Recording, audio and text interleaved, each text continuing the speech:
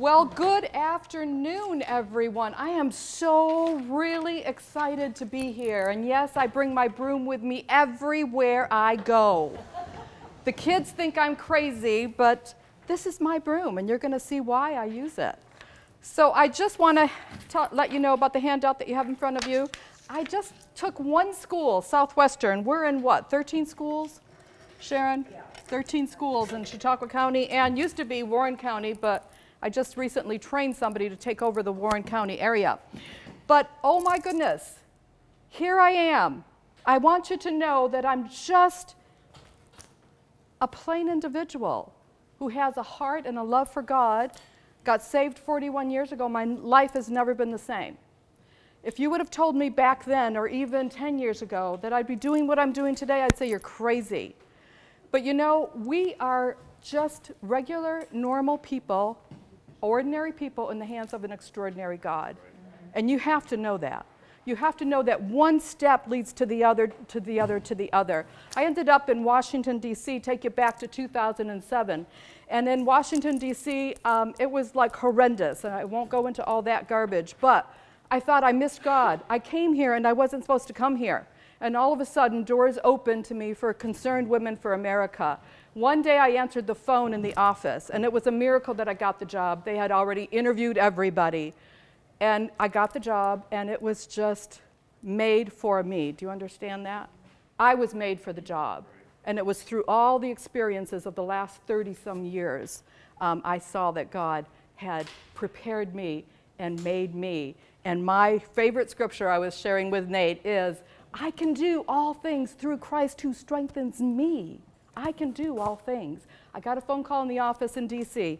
at CWA, woman on the other line from Illinois, talking about abstinence training. And I said, what is that?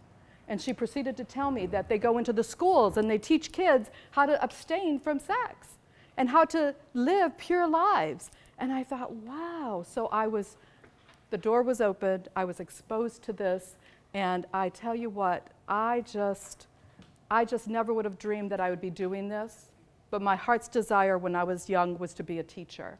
And you know what? God has opened that door. So tell me, this is how we start our class. You're either 9th, 10th, 11th grade, I don't care, 8th grade, 7th grade, you're there, okay? And I walk into the room, and I tell them who I am. I am Nina Bell from Women's Services of Chautauqua County, and I'm here to give you the real essentials. And what does REAL stand for? Truth. Truth? And what does REAL, it's an acronym that stands for? Somebody's reading well. Relationship, education, and leadership. And I have that on the board, and sometimes they just don't see it. And so I tell them, okay, so what are your hopes, dreams, and goals for your future? Tell me, when you were young, what was your dream? What was your hope? Quick. Astronaut. Astronaut, taking up space, right? In school. Yeah, okay, what else? What else? Teacher. Teacher. What else? Who did you want to be? Did you become what you wanted to become? Did you live your dreams out? It's getting there. But we talk about that, and we say, and I ask them, what is abstinence? And they always say, staying away from sex. And I say, no, I didn't say what's sexual abstinence. What is abstinence? What does it mean to abstain from something? And so we talk about that. And then we talk about their hopes, dreams, and goals for their futures. And they tell me, they share their hearts with me. And I tell stories. And so we talk about the things that could come against us in our lives. So what, as a teenager, what are some of the pitfalls? What are some of the things that can snare you and keep you from your hopes, dreams, and goals for your future? Drugs, okay, what else? Bad choices. Bad choices, what else? Rock music can be. Absolutely, what else? Bad friends. Bad friends. What else? Pregnancy. Bad parents. Yes, absolutely, what else? What else? Economic, your social status, yes? Yeah, it can be a deterrent to where you want to go. Okay, so what are you going to do with what life has given you? Where are you going with it? Where are you going with it? So, what is abstinence? Abstinence is staying away from something, and sexual abstinence in particular is making a vow within yourself that you will be sexually pure until marriage. And I tell the kids, we can't follow you around 24 hours a day, 7 days a week. I said, but you have to make choices, and the choices you make are going to influence your future. And these kids just open right up. And so I tell them, did somebody say alcohol is one of the things that can be a stumbling stone? Did somebody say alcohol? And I tell them, I was married, and after I got married, I realized my husband was an alcoholic. Why didn't I know that he was an alcoholic? Why didn't I know? Probably hid it from you. No, he didn't know himself. That's what they always say too. And that's how I always answer them. Yeah, he probably hid it. He didn't want me to know. Yeah, what else? Why didn't I know until after we were married? Why? Did you change him? The Lord did. The Lord did. But why didn't I know when I got married that he was an alcoholic? Because you were in love. Well, yeah, but even more than that, why didn't I know? Because I was drinking with him. That's what we did back in the 60s. We were drinking out there. We were going to all the dances and all the bands, and we were drinking and getting drunk. What else did you do? What else do you do? And so I tell the kids, it's the problems that happened after that really made me open my eyes. Eventually, we had a child. He was in the Navy. When he came home, we had a child. And I was ready to settle down. He was not. Not that he wasn't ready. He could not. And so a whole new world opened up for me about what is this thing we're dealing with? What is addiction? Why are we here? And 7 years later, my life drastically changed. And I tell them that. And I kind of weave it into my story. But anyway, hopes, dreams, goals for the future. Building a good, healthy love relationship. I have on the board the word love, and over here, infatuation. And we write 3 C's. I have a C blank, C blank, C blank. And then we talk about what it means to have a good relationship and build a good, solid love relationship. We talk about it. And the things that they came up with are just like, they get it. They get it. So what do you think the 3 C's stand for? What does it take to build a good, solid love relationship? What does it take? Commitment. Perfect. Communication. Wow, they're not this fast normally. Okay, what else?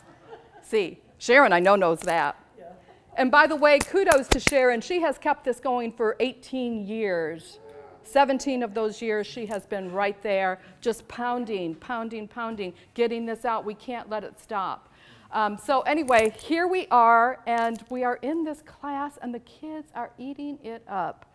They are so open. They are so receptive. They want to hear more, and I tell stories. And so I tell the story about the addiction with my husband, and I tell the story of a foster daughter that we had who came to us when she was 18 years old. She turned 19 when she was with us. When we came back from Washington, D.C., we were empty nesters, and I told my husband, we really have a lot to give. Let's get into foster care. And so we did. We went through the GA home, and they presented a bio to us about a girl who was it was the saddest situation I've ever heard. And unfortunately, I wish I could say that it's just something that is really out there and not very common, but unfortunately is getting more and more and more common today. Her mother had 5 children by 5 different men. None of the fathers were involved with their children, none.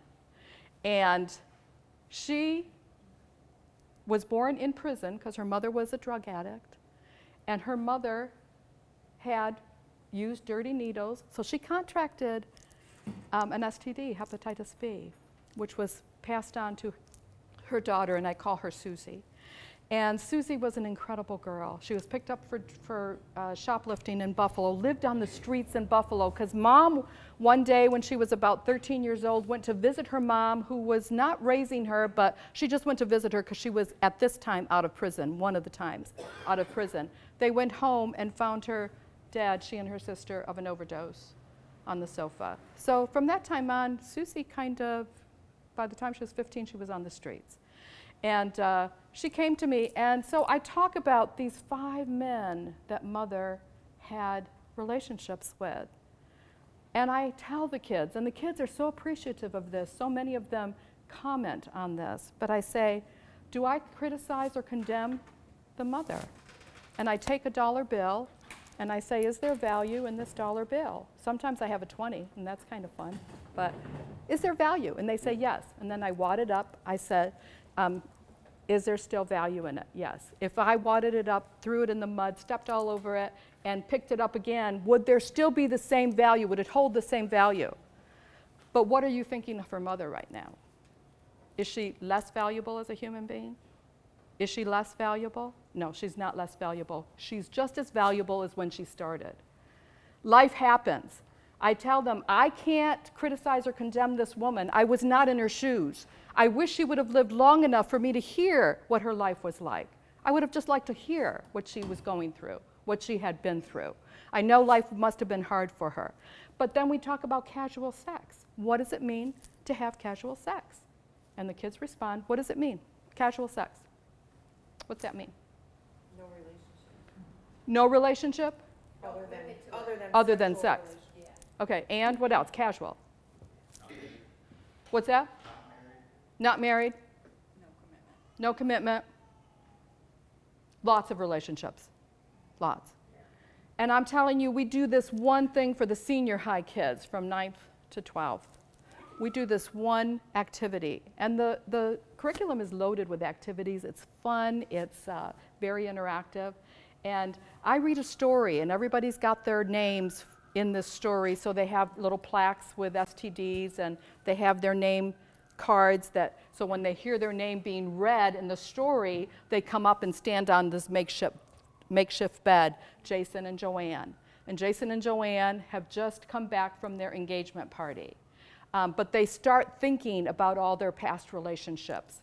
And so as they're thinking, I'm reading, and the kids come up and stand behind either Jason or Joanne.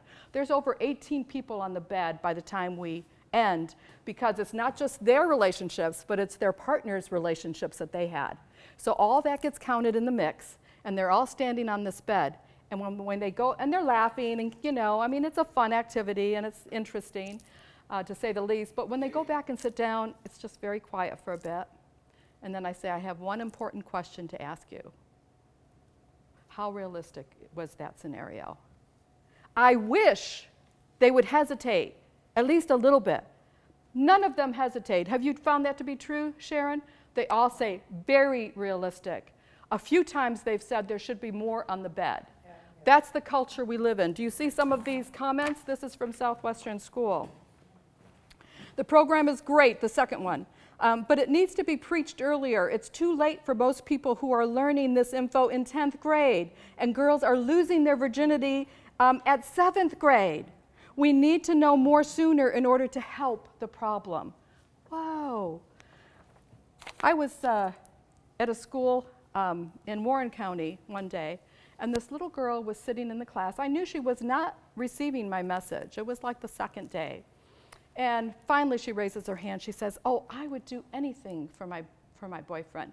This is 8th grade. Wow. She's been seeing this man for 2 years. I say man because he's in his 20s. What was she, 11 years old when she started seeing him? And she's just telling me, oh, I would do anything for my boyfriend. I said, well, honey, that's all well and good. That's your choice, and you're free to make that choice. But what if you broke up? And she, oh, we would never break up. We just love each other so much.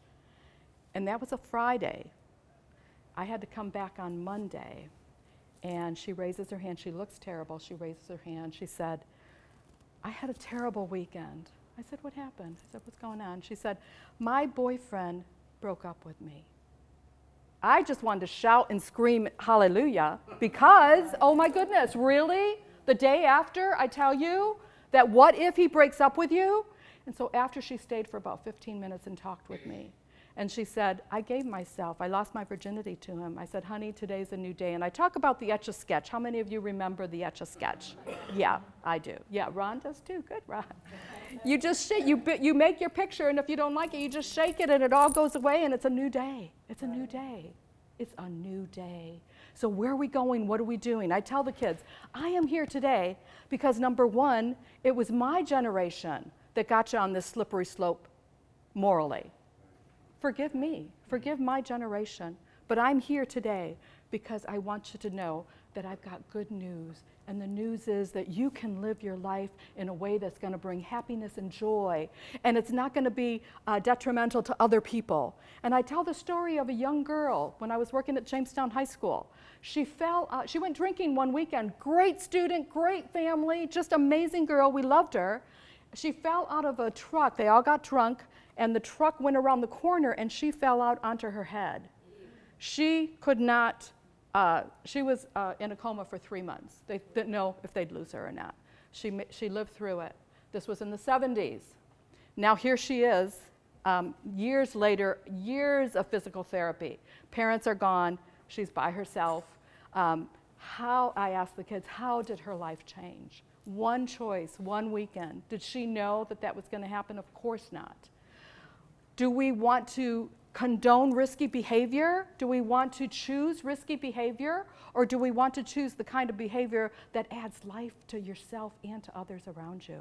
Because none of us live or die to ourselves. We all are going to affect other people. Agreed? Yeah. So anyway, we tell those stories. And when I tell the story about Susie, it's over the 4 days that I'm telling the story, and so I weave it into what I'm presenting. And we talk about sex trafficking, we talk about prostitution, we talk about pornography and how all those things feed in to what is happening today morally. And I showed them this amazing video about pornography. Pornography is just as addictive as crack cocaine.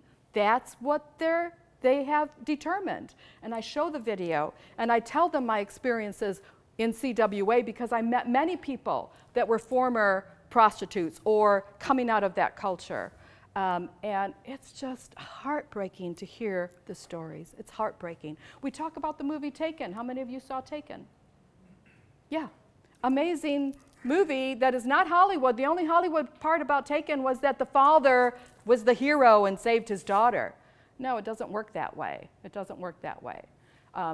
It's devastating. And I've met people along the way throughout this country who have been in that position, who were taken or gave themselves freely.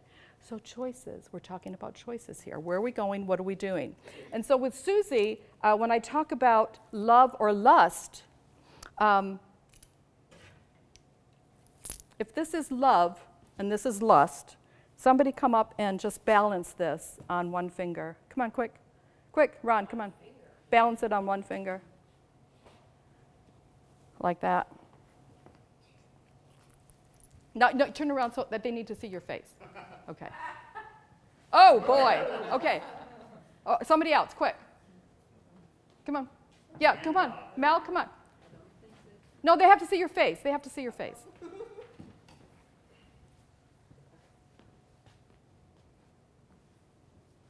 Okay? Nope, what she did. Okay. Mel? One finger. Balance it.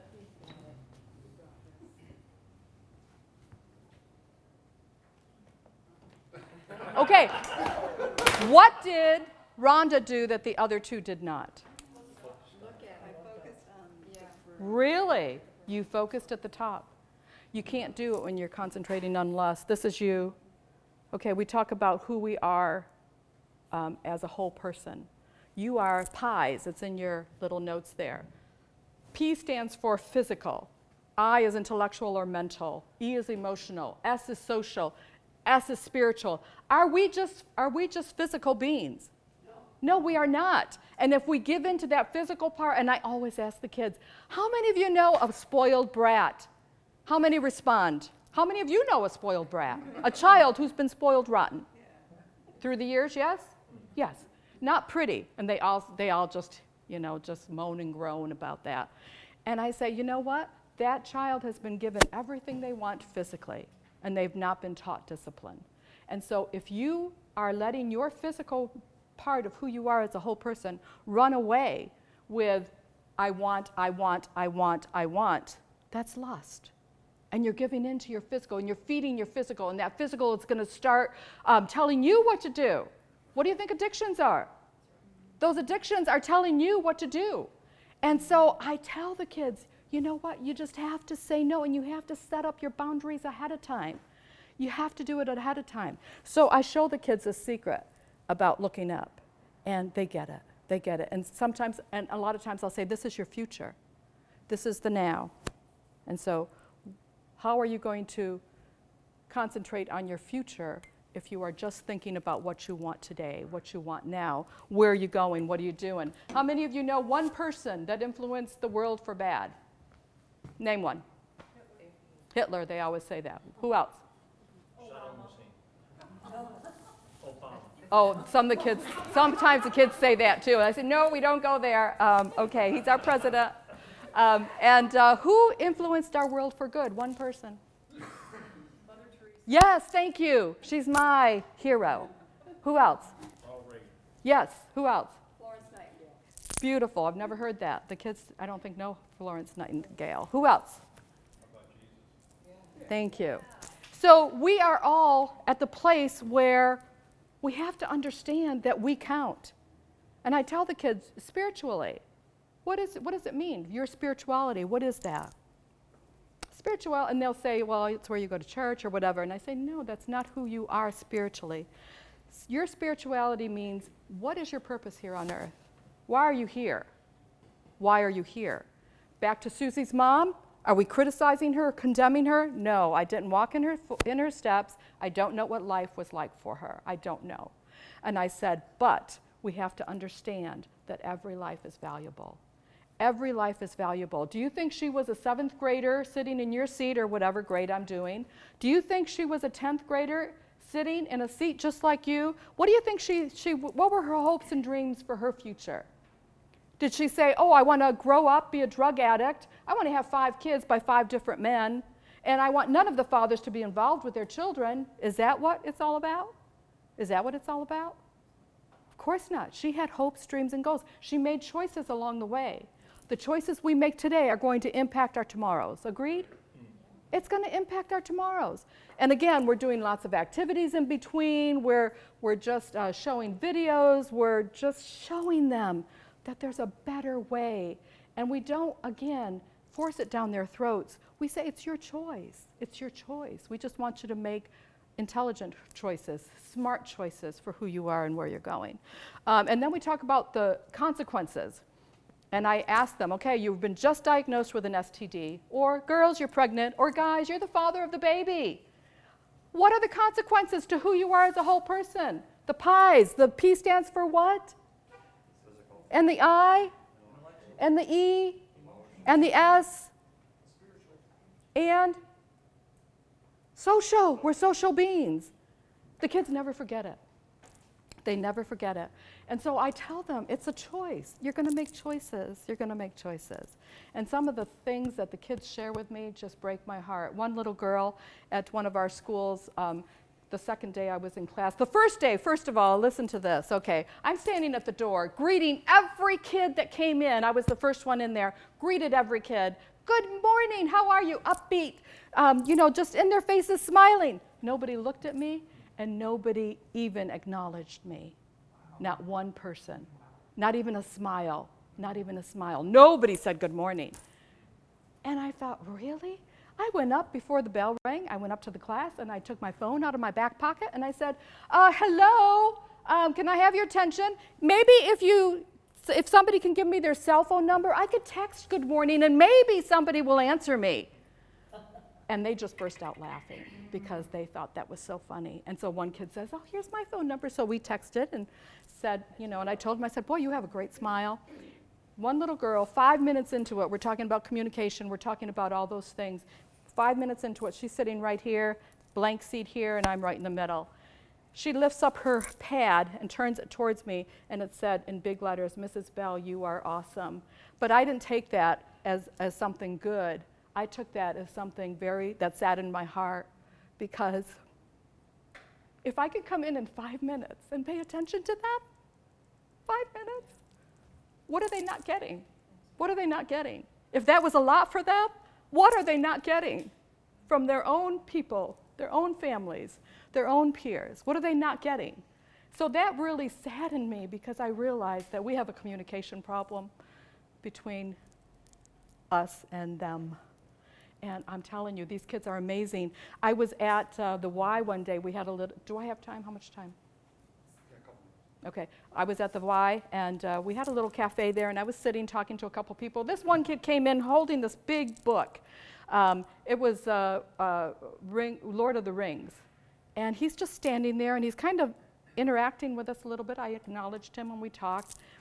And then a couple people left, and he still stood there. And I thought, what does he want, you know? And I continued to engage him, and I was talking about his big book and everything. And he looks at me, he says, can I just take the time right now to thank you? And he was very slow in his speech. And I said, thank me for what? And I started laughing. He says, you came to my school last year at Jamestown High School, and you told us a lot of things. And he says, I just want to thank you because it really impacted my life. And I thought, wow, these kids are hungry. They're hungry. They're hungry. And so I say all that to say that, and then at the end, it's a call to leadership. It's a call to stand as a leader and not be a follower. And I challenge them with the pornography thing because I tell them we've never been there before. We've never had that access before. We're in a whole new place right now.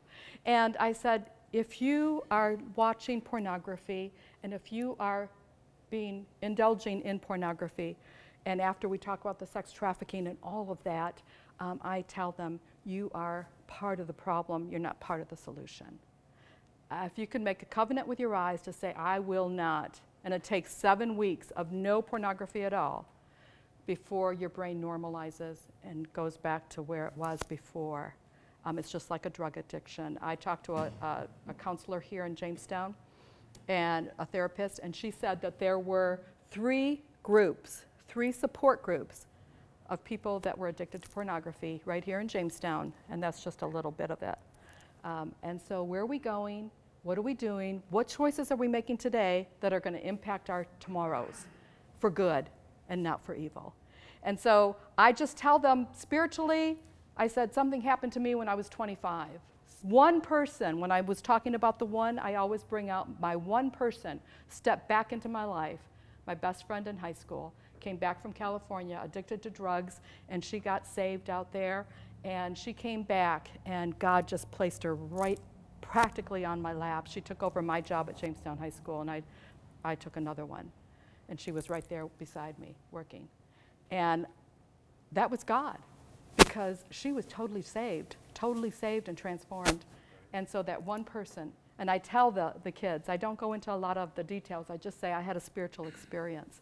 So I try to weave in the scriptures. I try to talk about planting, reaping and sowing, all of that. And so the kids get an idea of where I'm coming from. And again, it's just an amazing time. So do we have time for one activity if we could all get in a circle? Do we have time? Yeah. Okay.